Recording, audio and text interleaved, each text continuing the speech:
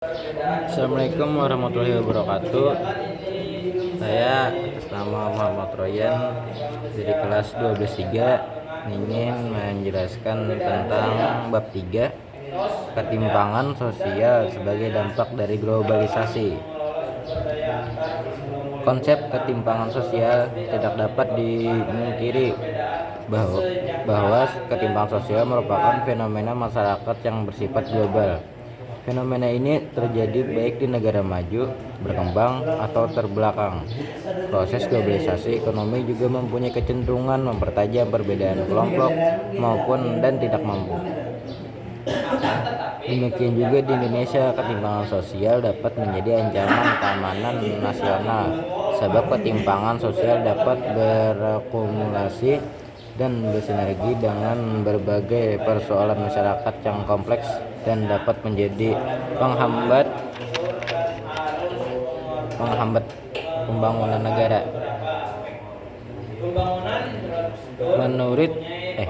Menurut Budi Wirano, ketimpangan sosial merupakan kegagalan pembangunan di era globalisasi untuk memenuhi kebutuhan fisik dan psikis warga. Ketimpangan semakin terasa di era globalisasi dan disebabkan oleh banyak faktor yang membuat kesenjangan semakin besar dan ketimpangan semakin tinggi.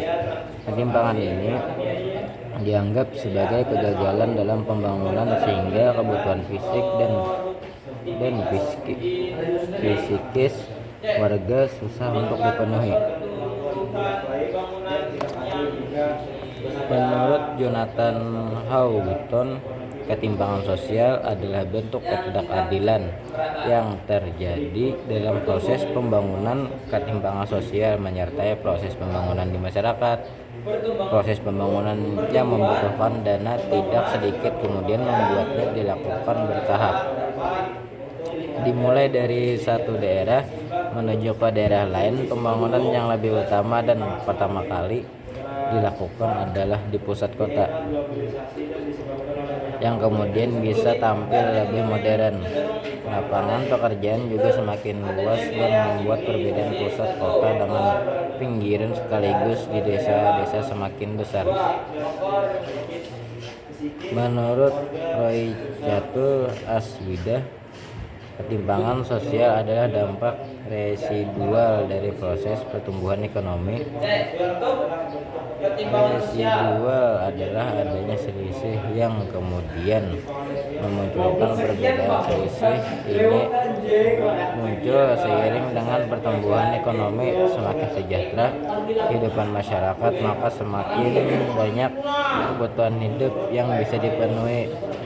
Padahal antara suatu individu dengan individu lain tentu punya perbedaan dalam aspek kesejahteraan tersebut, sehingga ada yang bisa dengan mudah memenuhi kebutuhan dan keinginan, sedangkan di sisi lain ada yang harus berjuang keras memenuhi kebutuhan tersebut. Menurut William Ogden, ketimpangan sosial adalah perubahan sosial yang melibatkan unsur-unsur dalam masyarakat yang saling berhubungan antara satu dengan lainnya. Dalam kehidupan bermasyarakat tentunya akan terbentuk suatu hubungan erat antara suatu hal dengan hal lain dan antara satu orang dengan orang lainnya. Hubungan erat ini kemudian memunculkan kesadaran, yakni ada perbedaan dan kemunculan ketimpangan sosial. Menurut Andrinov A.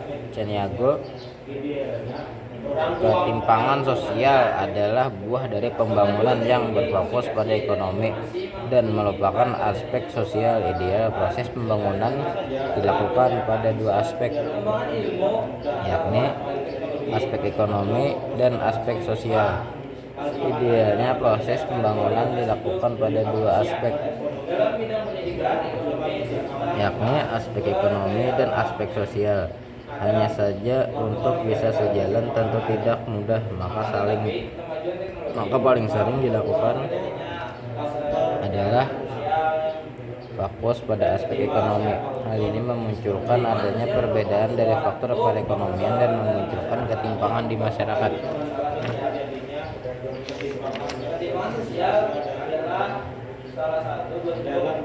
Berdasarkan definisi para ahli di atas, dapat disimpulkan bahwa ketimpangan sosial adalah kondisi terbentuknya perbedaan yang cukup jauh sebagai akibat dari proses pembangunan yang lebih fokus pada aspek ekonomi saja.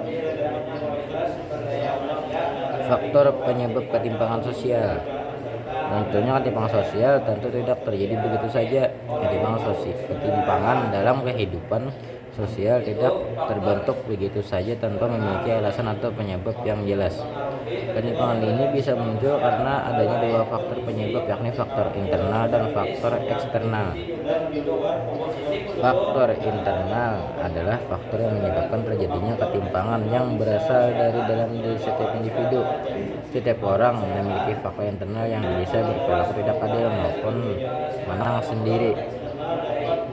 Faktor internal juga dapat menyebabkan seorang menyadari bahwa ada kondisi ketimpangan yang tengah dihadapi saat mengalami suatu kejadian, pengalaman, dan lain-lain sebagainya. Faktor internal lebih menunjuk pada kualitas individu yang terbatas, yakni sebagai berikut: memiliki pendidikan rendah, bisa karena masalah ekonomi sehingga kesulitan mendapatkan pendidikan, sampai karakter individu yang malas belajar. Keterampilannya rendah, yakni keterampilan bisa menjadi aset untuk mendapatkan penghasilan dan memperbaiki kondisi perekonomian seseorang. Kesehatan yang kualitasnya rendah, misalnya fasilitas kesehatan yang masih susah, terutama tempat terpencil.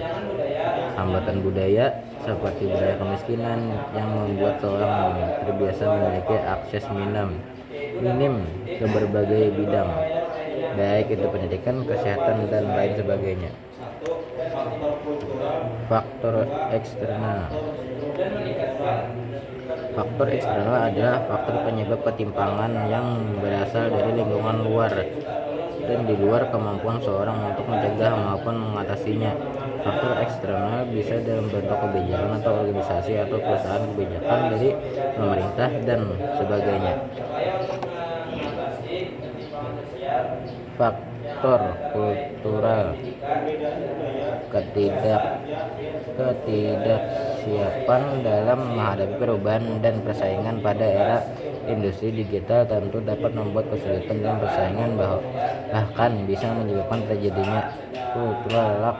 Saat ini bisa banyak temukan penjual yang sebenarnya adalah penjual besar di lokal pasar, tetapi etalase toko luringnya hanya sedikit. Faktor struktural. Apabila masyarakat mulai siap menerima perubahan, ternyata terdapat faktor lain yang masih membuat banyak di antara mereka sulit untuk berkembang, yaitu faktor struktural. Ketika masyarakat sudah mulai terbuka dan siap menerima perubahan terjadi, ada faktor lain yang masih membuat mereka sulit berkembang, yaitu faktor struktural. Sekian dari saya. Wassalamualaikum warahmatullahi wabarakatuh.